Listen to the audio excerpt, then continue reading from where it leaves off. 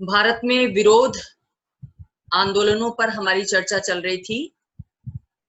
आज हम चर्चा करेंगे कि भारत में विभिन्न राज्यों में जो विरोध आंदोलन हुए हैं या अब भी चल रहे हैं, उन आंदोलनों का स्वरूप कैसा रहा है, किन रूपों में वो हमें दिखाई देते हैं। क्योंकि मुद्दे नाना रहे हैं और इन मुद्दों को विभिन्न सामाजिक वर्गों के द्वारा समय समय पर उठाया जाता रहा है।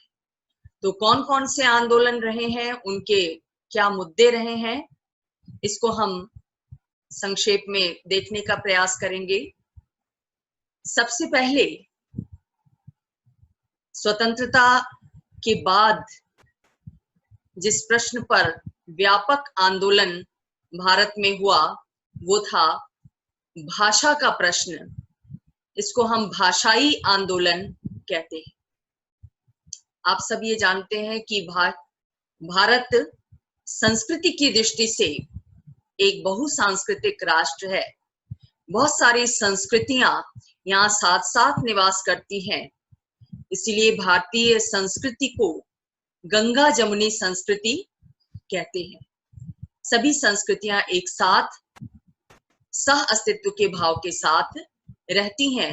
हालांकि कभी कभी इन संस्कृतियों में अपने पृथक पहचान की आवाज उठाई जाती है इन संस्कृतियों के द्वारा, और अपनी पृथक पहचान को दर्ज कराने में भाषा एक महत्वपूर्ण भूमिका निभाती है।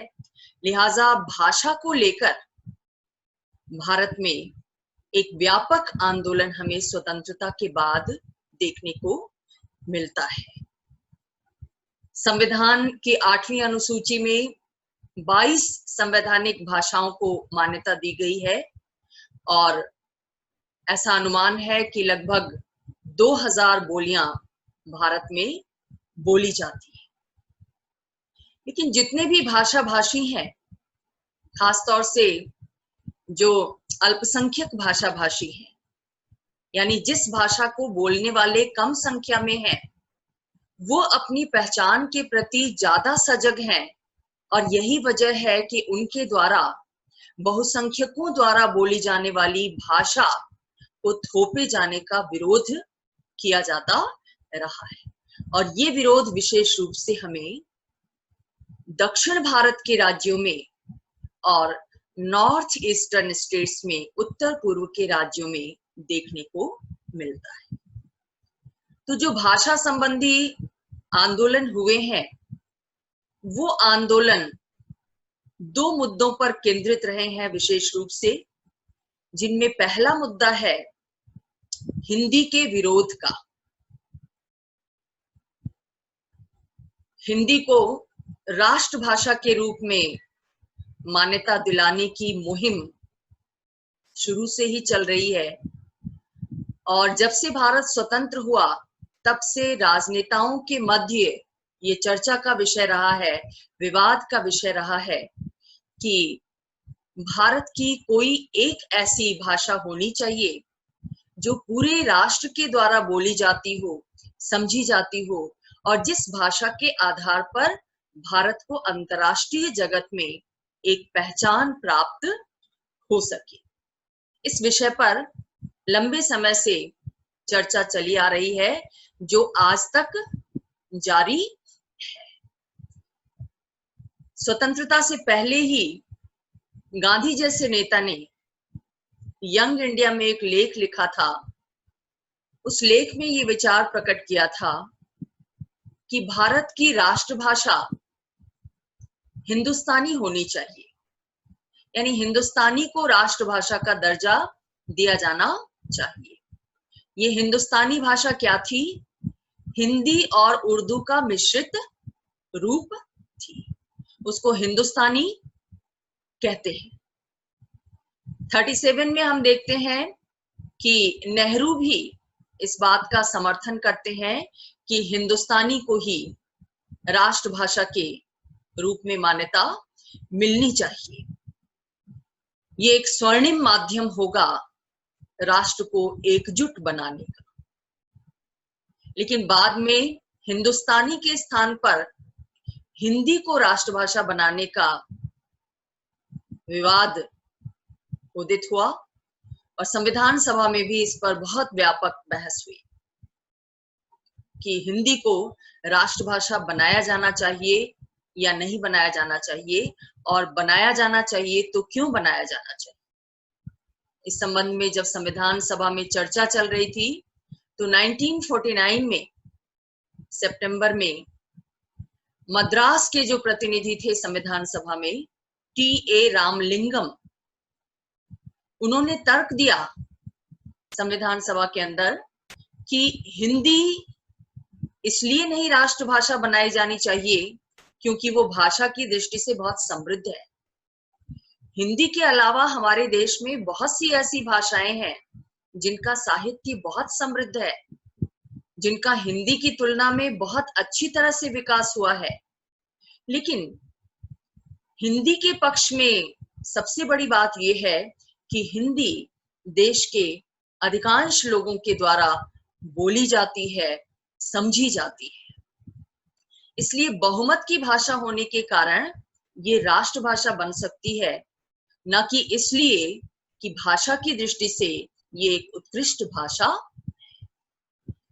अंत में संविधान सभा में जो निर्णय हुआ वो मुंशी आयंगर फॉर्मूले के अनुसार हुआ, जिसके अनुसार हिंदी को आधिकारिक भाषा घोषित किया गया, राजभाषा घोषित किया गया 14 सितंबर 1949 को। यहाँ फर्क समझिएगा राजभाषा और राष्ट्रभाषा का। अक्सर इन दोनों शब्दों को एक ही समझ लिया जाता है, लेकिन राजभाषा का मतलब होता है वो भाषा जिसके माध्यम से राजकीय कार्यों को संपन्न किया जाता है, जो कार्यालयी कार्य की भाषा होती है। तो हिंदी राजभाषा है, सरकार के कामकाज की भाषा है, ऐसा संविधान सभा के द्वारा निर्णय लिया गया। और साथ ही ये भी निर्णय लिया गया कि जब तक हिंदी सुस्थापित नहीं हो जाती कार्यालयी भाषा के रूप में, उसके प्रयोग का चलन बढ़ नहीं जाता, लोग उसका प्रयोग करने नहीं लगते, तब तक ट्रांजिशनल फेज में, संक्रांति के दौर में अगले 15 वर्षों तक अंग्रेजी भी मान्य रहेगी कार्यालयी भाषा के रूप में। खासतौर से जो गैर हिंदी भाषी प्रांत थे, दक्षिण के राज्य, वहां पर ये छूट दी गई कि वो अपने कार्यालयों में अंग्रेजी का प्रयोग कर सकते हैं कम से कम अगले 15 वर्षों तक। 1956 में भाषा के आधार पर राज्यों का पुनर्गठन किया गया और भाषा को लेकर जो विरोध आंदोलन हो रहे थे उसको एक तरीके से संबोधित करने का प्रयास किया गया, समायोजित करने का, उसका समाधान करने का प्रयास किया गया। हाल ही में गृह मंत्री अमित शाह ने फिर अपने एक वक्तव्य से इस विवाद को जोर प्रदान कर दिया है। वो वक्तव्य क्या है कि हिंदी भाषा में ही राष्ट्र को एकीकृत करने की ताकत है। यानी भारत को अगर एक राष्ट्र के रूप में विकसित करना है, दुनिया पर में उसकी पहचान बनानी है, तो हिंदी को राष्ट्रभाषा के रूप में स्वीकार करना होगा। एक राष्ट्र एक भाषा के फॉर्मूले पर उनके द्वारा अपना वक्तव्य दिया गया। इस वक्तव्य के बाद बहुत विवाद की स्थिति उत्पन्न हो गई है। एक बार फिर से दक्षिण के राज्य इस पर अपनी प्रतिक्रिया व्यक्त कर रहे हैं। तो जब ये तय किया गया संविधान सभा के द्वारा कि अगले 15 वर्षों तक अंग्रेजी को कार्यालयी भाषा के रूप में मान्यता मिलेगी, हिंदी के साथ साथ अंग्रेजी के प्रयोग की जो डेडलाइन थी, अंतिम तिथि थी, वो थी 26 जनवरी 1965। लेकिन इससे पहले ही, इस तिथि से पहले ही दक्षिण भारत के राज्यों में हिंदी के विरोध को लेकर आंदोलन शुरू हो गया। वो हिंदी थोपे जाने का विरोध करने लगे और इस विरोध का नेतृत्व राजनीतिक रूप में तमिलनाडु में द्रविड़ मुनेत्र कड़गम के द्वारा किया गया। व्यापक रूप में हम देखते हैं कि विरोध प्रदर्शन और हड़तालों का आयोजन किया गया हिंदी के विरोध में। इतिहासकार रामचंद्र गुहा, आप जानते होंगे, उन्होंने एक पुस्तक लिखी इंडिया आफ्टर गांधी। उसमें उन्होंने लिखा कि दक्षिण में भाषा के विरोध को देखते हुए प्रधानमंत्री लाल बहादुर शास्त्री, जो उस समय भारत के प्रधानमंत्री थे, उन्होंने लोगों को आश्वासन दिया कि अंग्रेजी का प्रयोग कार्यालयी भाषा के रूप में आगे भी जारी रहेगा, यानी 1965 के बाद भी जारी रहेगा। साथ ही केंद्र सरकार के द्वारा भी अपने कार्यालयी कामकाज में अंग्रेजी भाषा का प्रयोग किया जा सकेगा और जो भारत में प्रशासनिक सेवा के लिए परीक्षाएं ली जाती हैं, वो परीक्षाएं भी हिंदी के साथ साथ अंग्रेजी में भी जारी रहेगी। 1968 में हम देखते हैं कि भारत में शिक्षा नीति अपनाई गई और इस शिक्षा नीति के तहत त्रिभाषा सूत्र को मान्यता दी गई।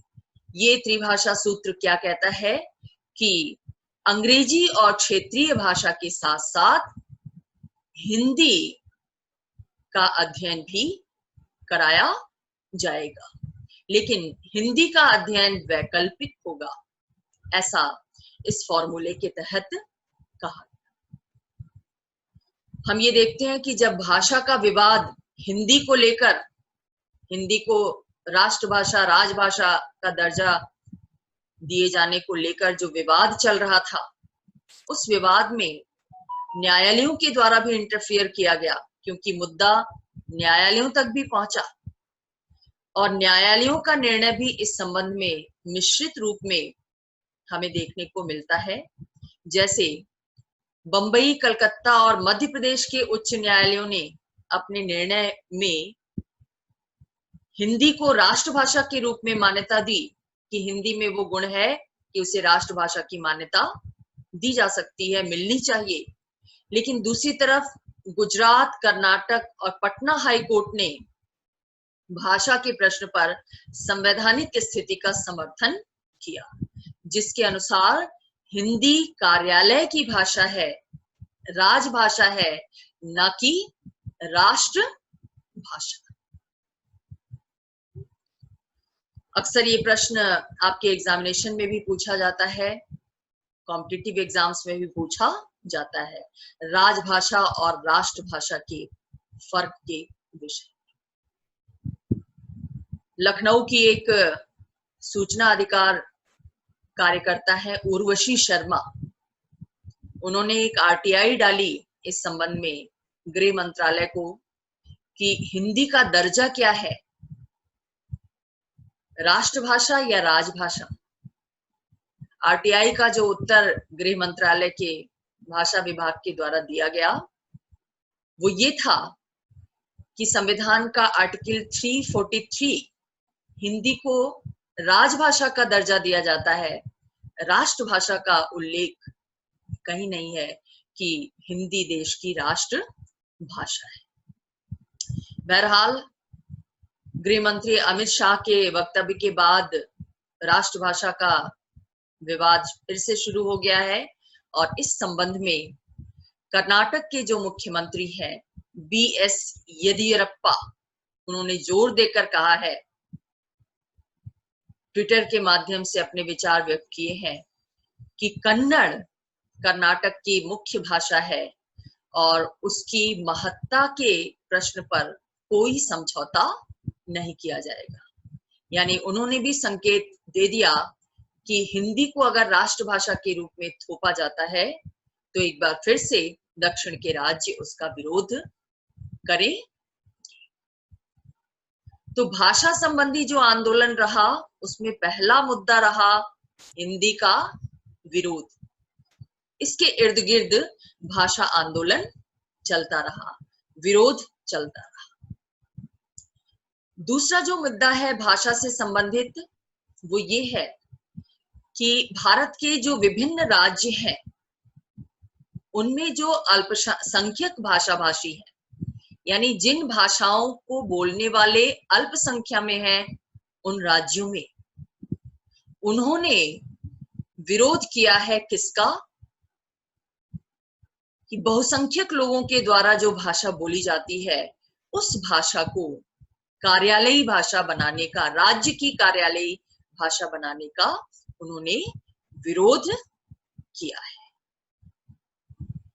बहुत सी भाषाएं हैं, बहुत सी बोलियां हैं हमारे देश में, और आपको हरिश्चंद्र का ये कथन याद होगा कि कोस कोस पर बदले पानी, 4 कोस पर बानी। हमारे यहाँ 4 कोस पर ही भाषा बदल जाती है, और ये भाषा के बोलने वाले जो लोग होते हैं वो अपनी पहचान के प्रति बहुत ही ज्यादा सतर्क होते हैं और अपनी डिमांड रखते हैं कि उनकी भाषा को मान्यता। तो ये डिमांड न केवल राष्ट्रीय स्तर पर रखी गई है बल्कि राज्यों के स्तर पर, प्रांतीय स्तर पर भी अल्पसंख्यक भाषा भाषियों के द्वारा रखी गई है। और ऐसी मांग रखने वालों में उत्तर पूर्वी राज्य प्रमुख हैं। उनमें भी असम ऐसा राज्य है नॉर्थ ईस्ट का जहां पर संघर्ष बंगला भाषा और असमिया भाषा को लेकर है।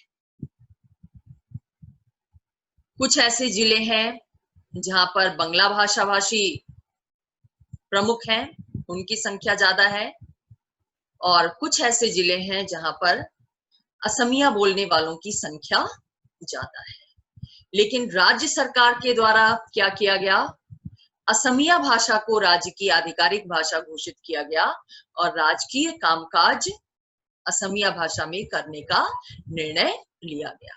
60s के दशक में उस समय वहां रहने वाले जो बंगला भाषा भाषी लोग थे उन्होंने राज्य सरकार के इस निर्णय का जबरदस्त विरोध किया और असमिया को भी मान्यता दिलाने की कोशिश की, उसके लिए आंदोलन किया।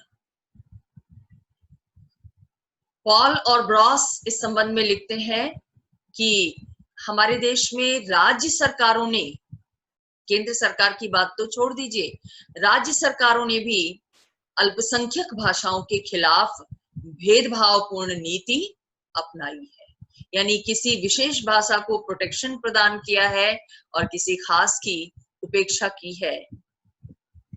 उनका ये कहना है कि केंद्र सरकार ने भी उनकी रक्षा का कोई प्रयास नहीं किया है।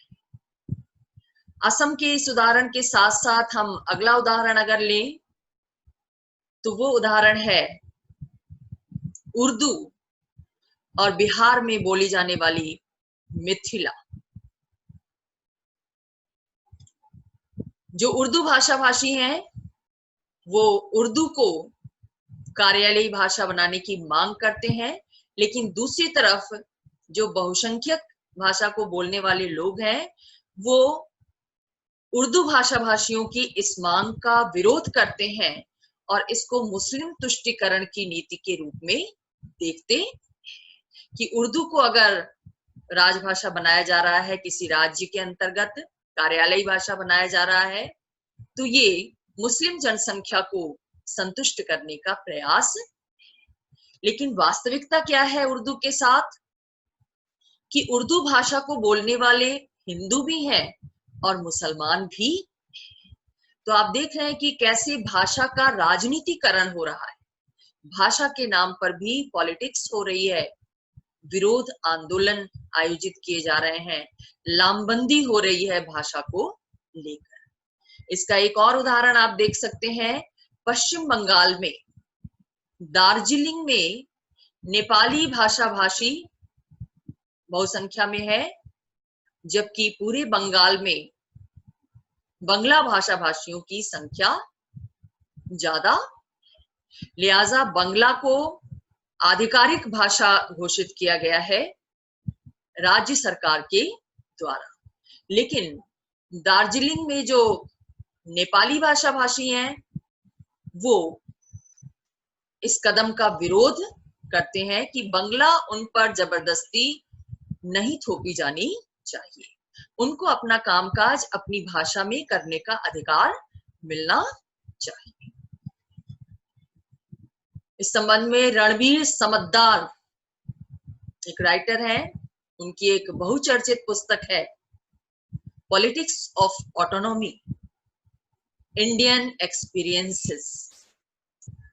इस पुस्तक में भी उन्होंने भी नेपालियों के द्वारा बंगाल सरकार से जो डिमांड की जा रही है या बंगाल सरकार के विरुद्ध जो आरोप नेपालियों के द्वारा लगाए जाते हैं कि बंगला उन पर थोपा जा रहा है, उसको भी प्रमुखता के साथ इस पुस्तक में उन्होंने वर्णित किया।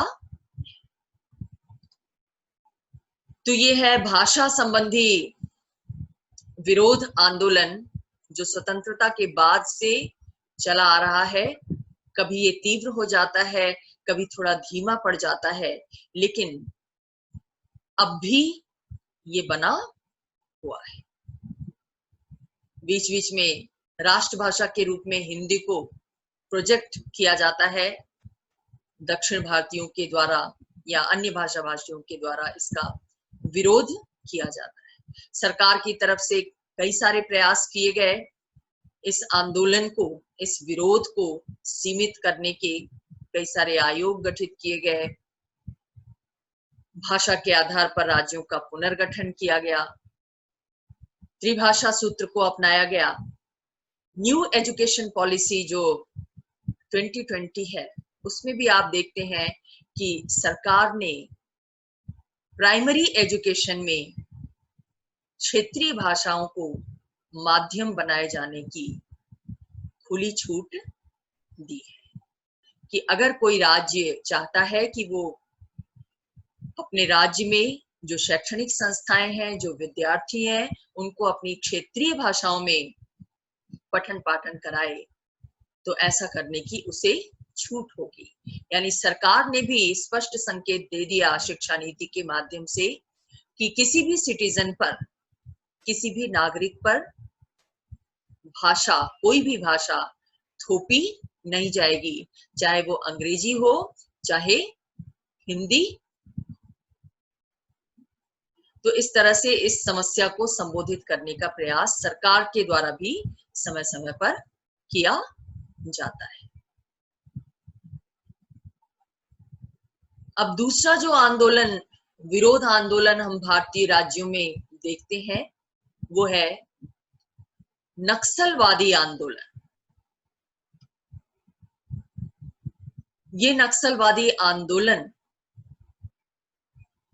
भारत में सामाजिक आर्थिक विकास के मुद्दे से जुड़ा हुआ है। इसको नक्सलवादी आंदोलन क्यों कहते हैं? क्योंकि ये 1967 में पश्चिम बंगाल के नक्सलबाड़ी क्षेत्र से शुरू हुआ था और इस आंदोलन का नेतृत्व किया गया था कनु सान्याल और चारू मजूमदार जैसे नेताओं के द्वारा। ये आंदोलन कई राज्यों में व्याप्त रहा, जैसे आंध्र प्रदेश, बिहार, झारखंड, छत्तीसगढ़, उड़ीसा, पंजाब और उत्तर प्रदेश। इस आंदोलन की मुख्य डिमांड क्या है, मुख्य मुद्दा क्या है इसका?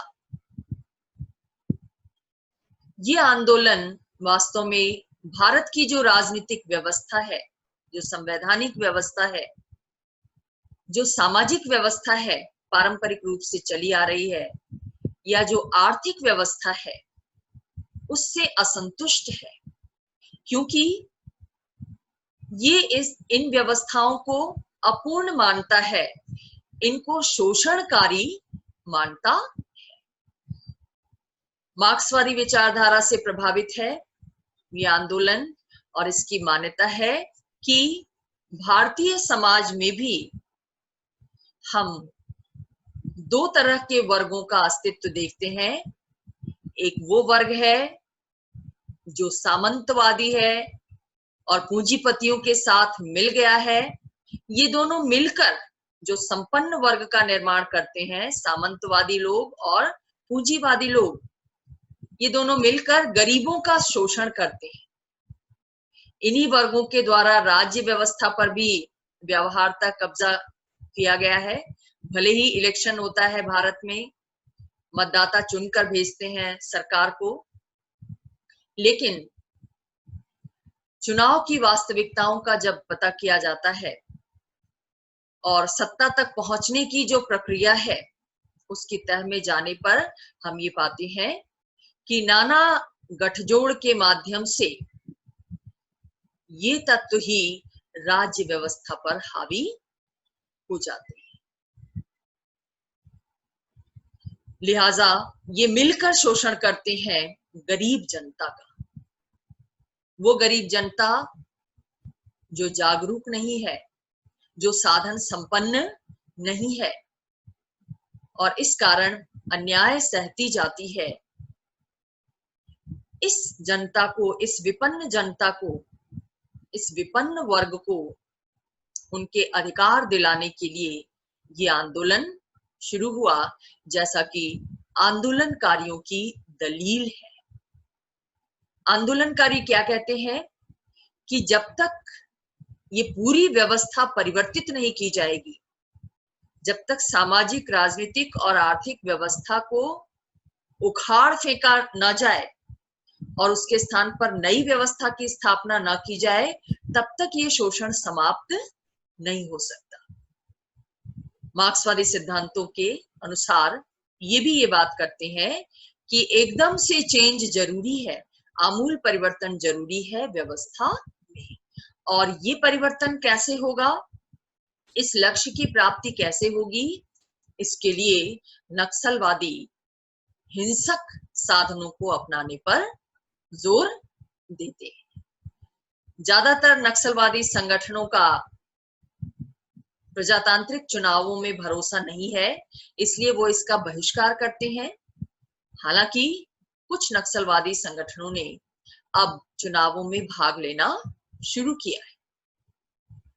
नक्सलवादी संगठनों में जो प्रमुख संगठन है वो है बिहार किसान सभा, मार्क्सवादी समन्वय समिति और पीपुल्स वॉर ग्रुप। इन नक्सलवादी संगठनों का मुद्दा क्या रहा है? उन्होंने कृषि मजदूरी में वृद्धि की मांग उठाई है कि किसानों की हालत में सुधार उनके लिए अधिक मजदूरी की व्यवस्था करके ही किया जा सकता है। साथ ही वो कहते हैं कि कृषि भूमि पर जो किसान काम कर रहे हैं, उस भूमि पर उनको ही स्वामित्व प्राप्त होना चाहिए, उस भूमि का मालिक उन्हें ही बनाया जाना चाहिए।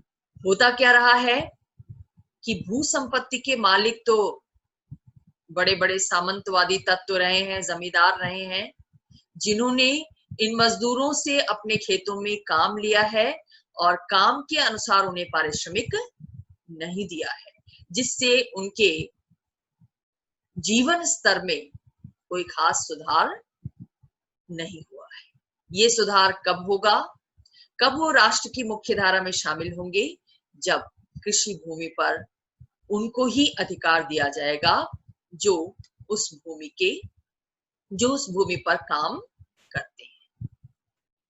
बिहार में हम क्या देखते हैं कि जो नक्सली गुट है, नक्सली संगठन है, उन्होंने अपने वर्गीय संघर्ष को जाति संघर्ष के साथ जोड़ दिया है। यानी जातिगत आधार पर भारतीय समाज में जिस तरीके का अन्याय और शोषण होता है, वो भी शोषण का एक रूप है और इन वर्गों ने उस शोषण को खत्म करने का बीड़ा भी उठाया है। ये जो नक्सली संगठन है, ये अपनी हिंसक गतिविधियों का अंजाम देने के लिए, उसको अंजाम तक पहुंचाने के लिए कहां से साधन इकट्ठा करते हैं? तस्करी के माध्यम से, हथियारों की तस्करी या ड्रग्स की तस्करी। अंडरवर्ल्ड में रहकर ये काम करते हैं, हिंसक गतिविधियों को अंजाम देते हैं। इनका भारत की राज्य व्यवस्था में, कानून व्यवस्था में कोई भरोसा नहीं है। ये एक बड़ी चुनौती बने हुए हैं राष्ट्रीय और राज्य सरकारों के समक्ष, क्योंकि शांति के लिए एक बड़ा खतरा महसूस किया जा रहा है इन नक्सलवादी संगठनों के रूप में। सरकार का प्रयास होता है कि इन नक्सलवादी संगठनों की मांगों को संज्ञान में लेते हुए उनके साथ बातचीत की जाए, जहां तक संभव हो उनकी शिकायतों का समाधान किया जाए।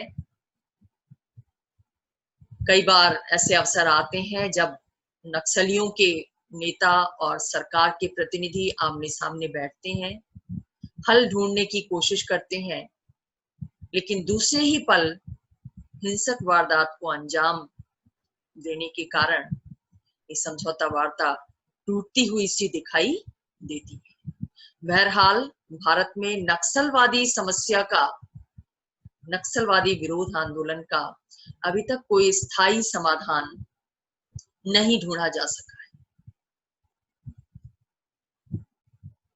तीसरा जो आंदोलन हम देखते हैं, विरोध आंदोलन भारत के राज्यों में, खासतौर से मध्य प्रदेश और छत्तीसगढ़ में, वो है छत्तीसगढ़ मुक्ति मोर्चा आंदोलन। छत्तीसगढ़ में भी नक्सलियों का वर्चस्व रहा है।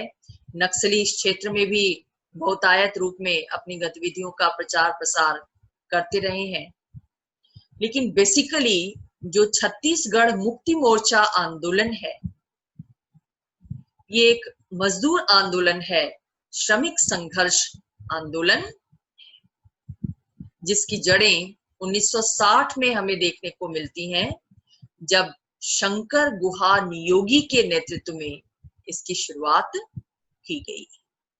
ये आंदोलन भी मार्क्सवादी विचारधारा से प्रेरित है और इसमें भी भारतीय समाज के वर्गीय संबंधों को उजागर करने का प्रयास किया गया। मार्क्सवाद के समान, नक्सलवाद के समान ये भी ये मानता है कि समाज दो परस्पर विरोधी वर्गों का संघर्ष है। प्रथम संपन्न और उच्च जाति समूह और दूसरा विपन्न वर्ग, जो राज्य और प्रभावी सभ्य समाज जिसका निर्माण अफसर समूहों से होता है। यानी राज्य के जो पदाधिकारी हैं, जो संपन्न लोग हैं, जिन्हें हम सिविल सोसाइटी के नाम से जानते हैं, सभ्य समाज के नाम से जानते हैं, इस सभ्य समाज के द्वारा राज्य के साथ मिलकर जो विपन्न लोग हैं, जो गरीब लोग हैं, उनको दबाया जाता है, उनका शोषण किया जाता है। रिजल्ट क्या होता है कि ये शोषित वर्ग, ये विपन्न वर्ग विरोध प्रदर्शन के माध्यम से दोनों को चुनौती देता है, राज्य को भी और संपन्न सिविल सोसाइटी को, सभ्य समाज को भी। तो ये जो आंदोलन शंकर नियोगी के नेतृत्व में शुरू किया गया, ये वास्तव में मजदूरों को उनके मौलिक अधिकार दिलाना चाहता है, उनके जीवन की परिस्थितियों में सुधार लाना चाहता है, और ये मानता है कि वर्तमान में सरकार के द्वारा, भारत सरकार के द्वारा या विभिन्न राज्य सरकारों के द्वारा विकास का जो मॉडल अपनाया जाता है, वो श्रमिकों के विरुद्ध है।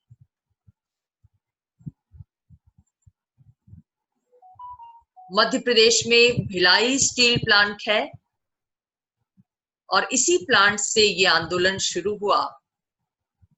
जब ये प्लांट, स्टील प्लांट भिलाई में लगाया गया, तो वहां पर जो 70,000 श्रमिक थे, सभी श्रमिकों को प्लांट में काम नहीं दिया गया, बल्कि केवल 10% श्रमिकों को ही काम दिया गया।